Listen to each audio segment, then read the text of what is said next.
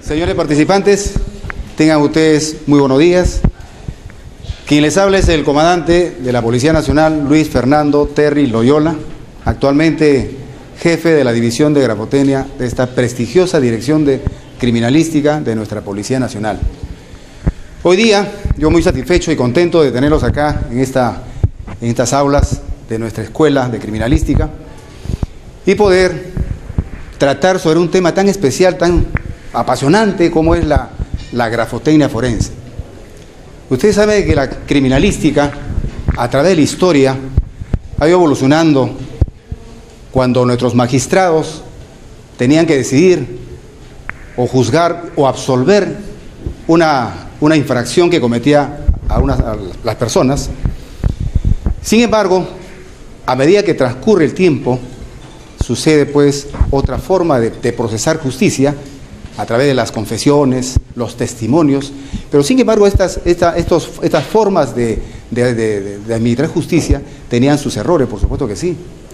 Es ahí, señores, donde aparece esta rama de la criminalística, con nuestro fundador y padre de la criminalística, comandante Navarro, Hans Gross, efectivamente, padre de la criminalística. Este señor nos dijo de que efectivamente la criminalística constituía una ciencia que se encargaba de determinar la prueba fehaciente para poder absolver o sentenciar a una persona. Hoy día, señores, vamos a tratar aspectos importantes de lo que significa nuestra grafotecnia, pero es importante tener un concepto de lo que significa la criminalística. La criminalística es la ciencia que engloba a otras ciencias, disciplinas científicas, artes y oficios, cuya tecnología y metodología se aplica directamente sobre la evidencia material, identificando a los autores y aportando pruebas que determinen el grado de participación de los implicados. Pero para esto la criminalística se vale de ciencias auxiliares que nosotros lo llamamos. Estas pueden ser la biología forense, la balística forense, la química, la física, la psicología, la medicina forense.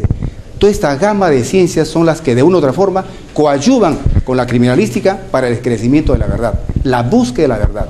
Y ahí tenemos nuestra grafotecnia forense. Nuestra grafotecnia que, conceptualizando nuestra grafotecnia, es la disciplina que forma parte de la ciencia criminalística y tiene por objeto absolver los cuestionamientos de orden criminalístico que se presenta acerca de un documento moderno.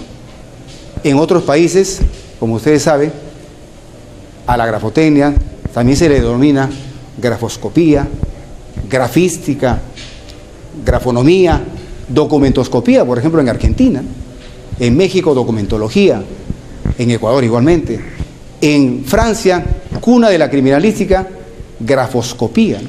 Grafoscopía en el sentido general se encarga pues del estudio del documento en pleno.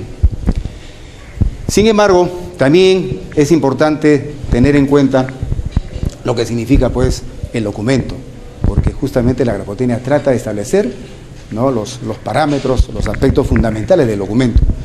Y es ahí donde la legislación peruana, en el artículo 233 y 234 del Código Civil, establece que documento es todo escrito u objeto que sirve para acreditar un hecho. Escritos, manuscritos, impresos, fotocopias, dibujos, fotografiados, es decir, todos estos aspectos se encarga de la grafotecnia, el estudio de la grafotecnia. Habíamos visto, señores, las partes del documento, que es importante conocerlo. Tiene dos partes el documento: la parte tangible, lo que se puede percibir, lo que se observa. La parte tangible, la firma, que necesariamente todo documento sujeto a examen tiene que tener una firma. El texto, propiamente dicho, el receptor y su dispositivo de seguridad. Y la parte intangible, aquello que no se ve, aquello que no se percibe, es el tiempo. Eso significa la data del documento, el tiempo del documento, cuándo se ejecutó ese documento. Lógicamente que nuestros peritos que actualmente se encuentran trabajando en la división de grafotecnia, ellos, el trabajo cotidiano es su pericia grafotécnica. ¿Y qué es una pericia grafotécnica? Una pericia grafotécnica es el estudio que realiza el perito grafotécnico sobre un documento cuestionado mediante la estricta aplicación de la doctrina documentoscópica. ¿Con qué finalidad? Con la finalidad de establecer su autenticidad en el caso de firmas, en el caso de manuscrito, la autoría de aquellos documentos y aquellos fraudes que se pueden presentar en los documentos. Avanzamos. Y llegamos a la escritura, y lo que en todas las clases siempre hacíamos mención de los reflejos gráficos condicionados. Fundamental, toda vez que la escritura proviene de los impulsos cerebrales, ¿no? Del inconsciente, previamente perpetuados y expresados, por supuesto que sí.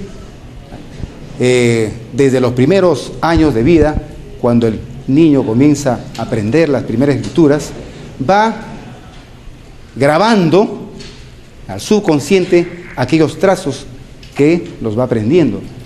Posteriormente, cuando uno decide hacer, por ejemplo, una firma o hacer un manuscrito, solamente la imagen motriz que queda grabado en el subconsciente se extrae o sale o se arroja a través del puño escribiente, el puño escribiente.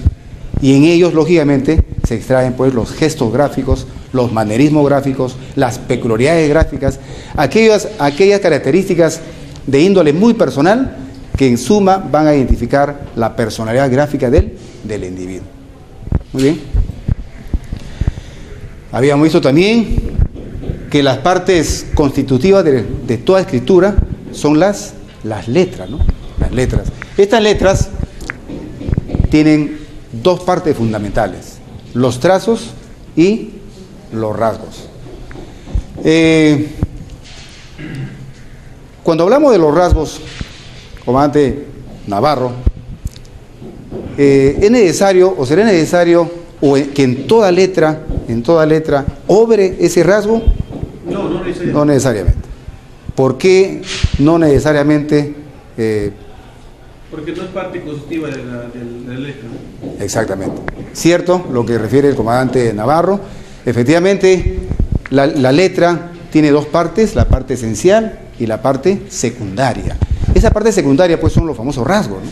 Esos rasgos característicos peculiares, propios de cada persona, ¿no?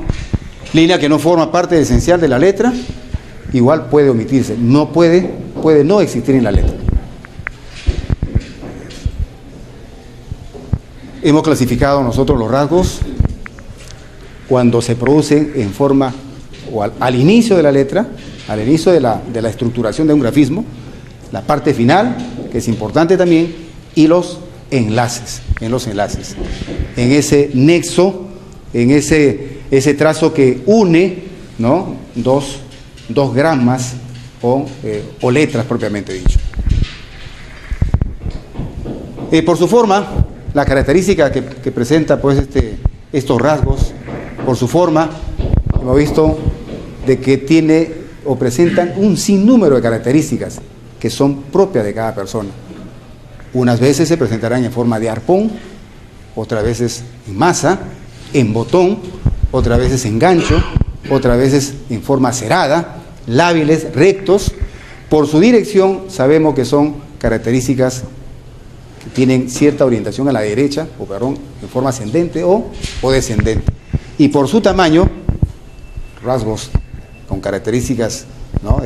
de tamaño breve, cortos o contenidos, largos, amplios y prolongados. Cuando vemos ya los elementos estructurales, nos estamos refiriendo específicamente al cuerpo de la escritura, al esqueleto de la escritura.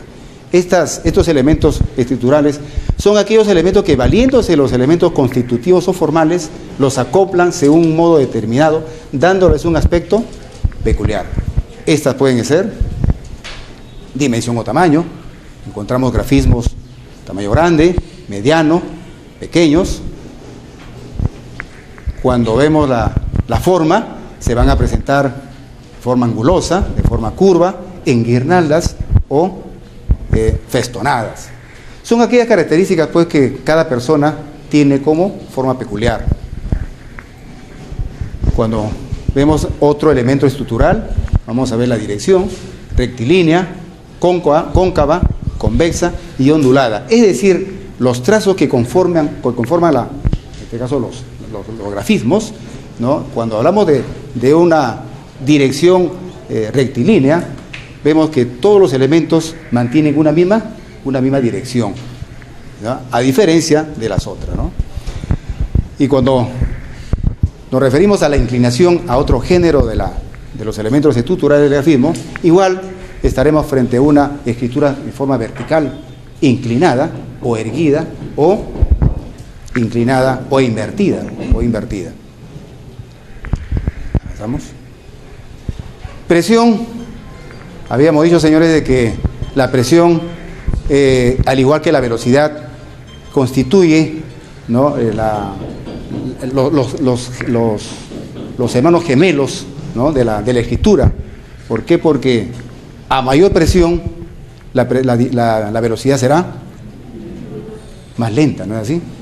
Y cuando hablamos de menor presión, la velocidad será más rápida, más ágil, más dinámica, más fluida, más espontánea, ¿no? Así es. Seguimos el siguiente elemento estructural. Avanzamos. Los enlaces.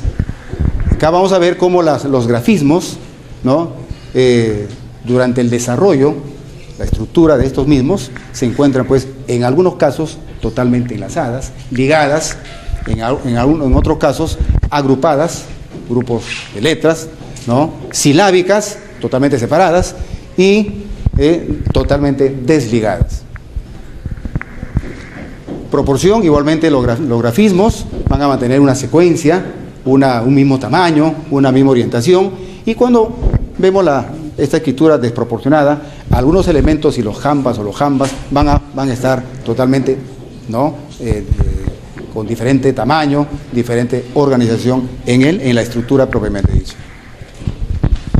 Y orden, igualmente, como su propio nombre dice, algunas veces veremos, pues, palabras con mucho orden y en algunos casos en forma desordenada. Esto significa que cada persona, pues, ¿no?, corroborando, es propio, tiene su propia escritura, su propia naturaleza de escribir.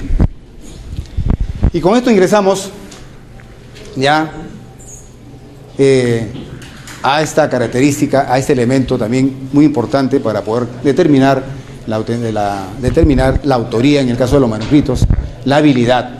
Vemos escritura muy hábil o en forma regular. Esto debido a la continuidad que uno tiene, que la persona tiene para poder desarrollar una escritura. Avanzamos. En el caso de los elementos accesorios es fundamental el estudio de estos elementos accesorios, porque esto va a permitir determinar las características o los puntos identificatorios de una escritura. Los elementos accesorios de la escritura, vamos a ver las barras o trazos complementarios, fundamentalmente de la letra T, la F, la letra ñ, ¿no? En estas letras tendremos que ver la forma, la ubicación, el tamaño y la dirección de las mismas. Avanzamos. Vean ustedes estos elementos accesorios que son propios de cada persona. Por estas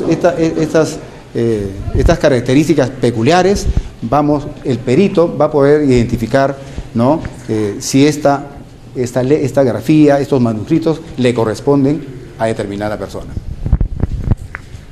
Los gestos gráficos son aquellos hábitos, señores, o configuraciones escriturales propias, ¿no?, de cada persona, y esto le va a dar la naturaleza identificatoria a cada uno de ellos. También se le conoce como particularidades gráficas, ideografismos, idiotismos, constantes gráficas, gestos tipo o peculiaridades gráficas. Al perito le interesa esto.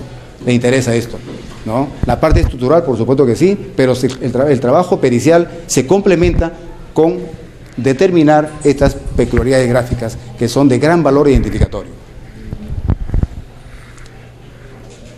¿Cuáles son los requisitos de los gestos gráficos? Que sea constante. Durante el estudio de un manuscrito, por ejemplo, la firma, tenemos que ver la constancia de esa característica peculiar, ese rasgo. Es lógicamente de la naturaleza inconsciente, porque esos gestos fueron grabados al subconsciente. Invisible para los neófitos, por supuesto que sí, está la característica ahí, pero el neófito no lo ve.